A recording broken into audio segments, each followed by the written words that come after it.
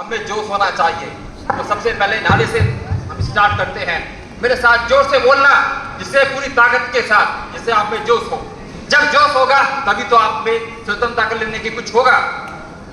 वंदे मातरम, वंदे मातरम, वंदे मातरम। भारत माता की जय, भारत माता की जय, भारत माता की जय।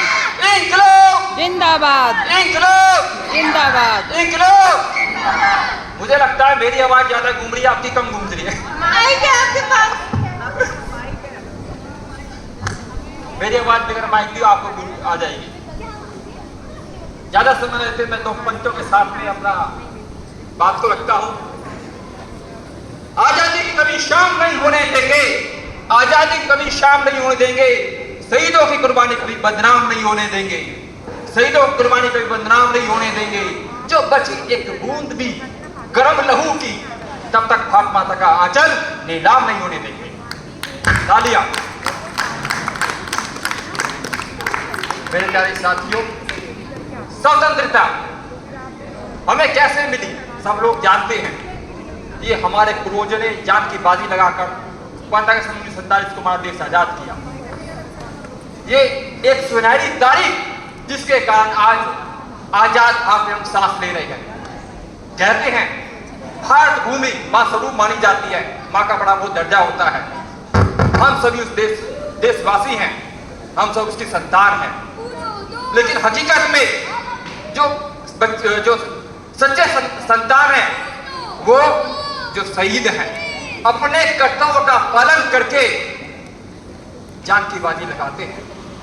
वो अपने जान की परवाह नहीं करते, वो जान की बाजी लगाते हैं। हम लोगों को ये कहो कि मौका नहीं मिला, या यूं कहें कि हमें उस ताकत या हिम्मत नहीं हम देश के प्रति कुछ कर सकें। अगर हमें कुछ करना है तो अपने अधिकारों, अपने कर्तव्यों को सतर्क रहकर उनको निर्वाह करना है। केवल मात्र रोजमर्रा की जिंदगी में कुछ पल देश के ये दे सके। उदाहरण के तौर पर नियमों का पालन करें, भ्रष्टाचार का विरोध करें, सत्य कहने का हम साहस रखें, नियम और गरीबों को सहायता करें, समय पर टैक्स भरें।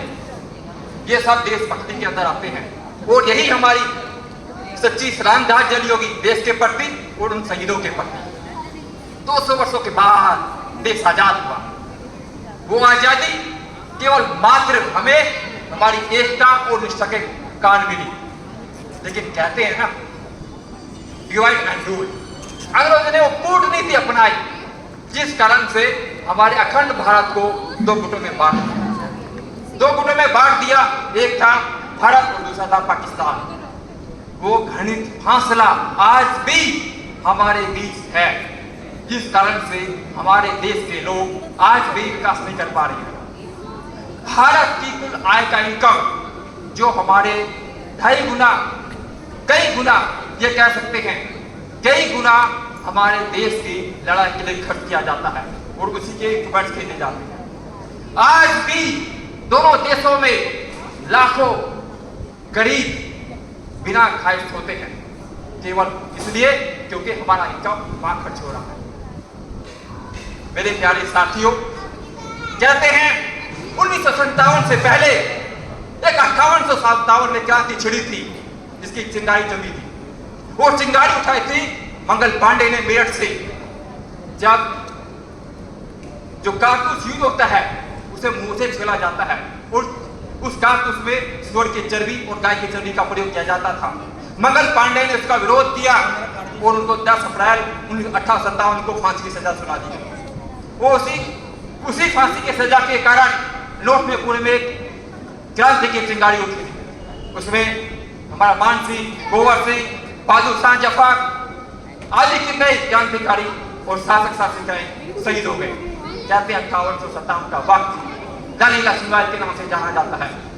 और रानी लक्ष्मीबाई के हमने सुना है, हर बोलो के मुंदे सुलझने कहानी थी, खूब लड़ी बरदानी हो तो झांसी वाली रानी थी।